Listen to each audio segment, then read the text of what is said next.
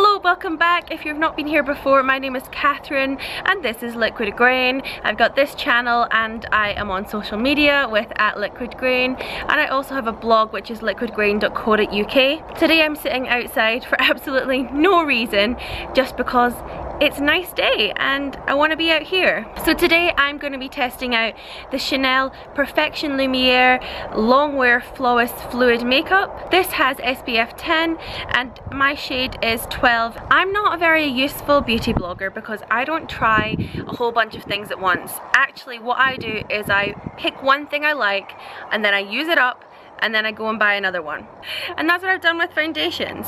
So for the last year, I've been using the MAC Studio Fix Fluid, which is also SPF, it's SPF 15, and I'm at NC 15 in this. I've kind of just stopped loving it, and I don't know if that's because I've been using it for so long or what, but just didn't love it. About 8 months ago, I thought I was on the verge of finishing this. I was pretty wrong because it's taken me ages, so I went out and bought a new foundation. I've never tried any Chanel foundations before. I don't know what's good, I don't know what's bad, so I did just have to go on the advice of the salespeople. And when I actually went to get this 8 months ago, my skin was actually a lot different from what it is now. If you remember from my acne video, I used to suffer so badly from acne, even as a 21, 22-year-old. So I had quite a combination skin, and that's what I had when I went for this. And so they recommended the Perfection Lumiere rather than the Aqua Lumiere, I think. However, since then my acne has cleared up, finally. I will probably do another video just kind of explaining kind of how I got through it. But that has also meant that my skin type has changed. It's a lot drier in patches now than what it was. Since I've got this, I've not used it, I've not taken it out the box, so I'm really excited to see how it's gonna go on. So this video is gonna be your standard first impressions. I'm gonna put it on, I'm gonna give you my first impressions. I'm also then gonna go away for a couple of hours, film a couple of videos, and then come back and give you an update. Okay? So to let you know what we're starting with, I am in completely natural light. There's nothing artificial.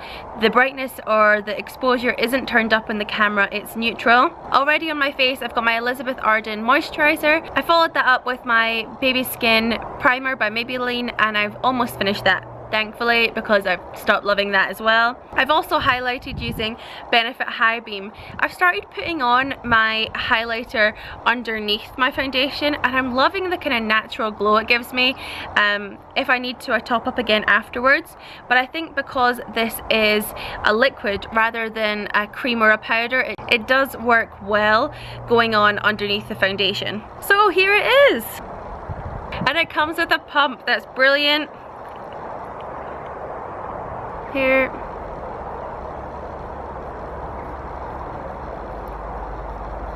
Also remember, I am very pale.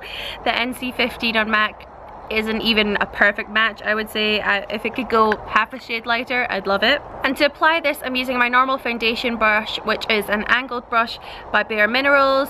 It is the Precision Face brush and it's amazing. It smells amazing.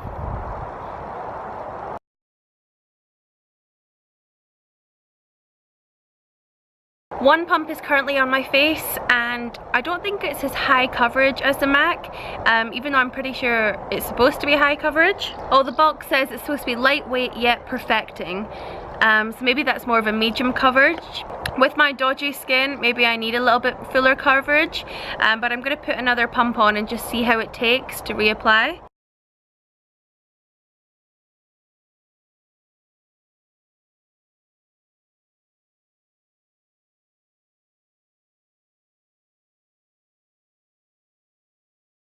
Okay, very first impressions are, it smells amazing. It smells like skincare even though it's just a base product. Like I said, I've never had any Chanel foundations before, so maybe that's normal. But I like it, it's not overpowering. Coverage wise, I don't think it's as high coverage as the MAC.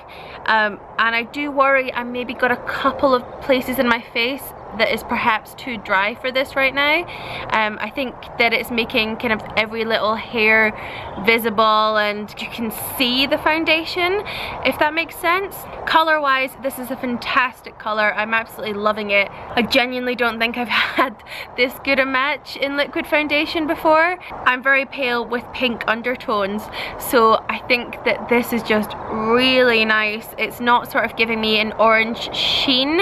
I'm gonna come crazy close to the camera now, so don't be shocked. I just feel like you can kind of see it kind of on my forehead and just kind of each side of my nose a little bit more than what I would like. But actually, even just having it on for 2 minutes, I'm kind of enjoying it more. It is very breathable, it's really light and nice. I think that if I'm going to be wearing this all day, it's going to be a lot more comfortable than other foundations, especially the MAC. I'm going to go film a video now about a book because I'm at home now and all my books are at home. So I will check in soon and also look at my book videos if you haven't. Hello, I'm back. And it's about 2 hours, maybe a little bit more, maybe a little bit less, kind of since I first applied the makeup, and I thought I would check in and report and give you my feelings right now. Obviously this isn't going to be my final thoughts and feelings. I haven't added any extra makeup on top, so I didn't use powder, I didn't use concealer, I didn't use anything like that, just because I wanted to see how it would go. I think that's really settled in well. I think I'm gonna have to be careful not to sort of pack it on, because in my head I want the coverage, so I might be packing it on to get that, and I think that I've just got to accept I'm maybe not getting such high coverage. Otherwise, it's a really lovely kind of lightweight, medium to high coverage foundation. I think if you had combination skin like I did when I got this, I think this would be amazing. Now I'm slightly on the drier side. I think I am just going to make sure I have to moisturize, moisturize, moisturize. And I would also quite like to try it with a water-based primer, which I currently don't have. Maybelline Baby Skin one is a kind of very silicone kind of based primer, which was good when I was combination. But I think I do need to kind of evaluate what's going on before the foundation. But I'm sure you're going to hear more about it. Like I said, I don't like to waste money or waste makeup, so now that this is open, I'm going to be using this till it's finished, even if it looked awful on me. The only thing that would stop me using it would be if it was really bad for my skin. It feels like I've put on like a lightweight BB cream, which is amazing because it doesn't look like that. The colour also hasn't oxidized down darker as far as I can see, and it's still a great match. Like I said, I am very pale, pink based. Max NC15 is, you know, too yellow and too dark for me, but I persevered because I don't waste my money in makeup. And this was shade number 12, like I said, Beige Rose I think was the name. So there's my first impressions. Here we go. I don't know if I'm gonna do this again because I don't know if I was any good at giving first impressions. You know, I'm certainly not a tatty when it comes to that. Because she's just like a bomb at these first impressions. And also secondly, I don't buy enough makeup to be giving you first impressions of. So we'll see how it goes.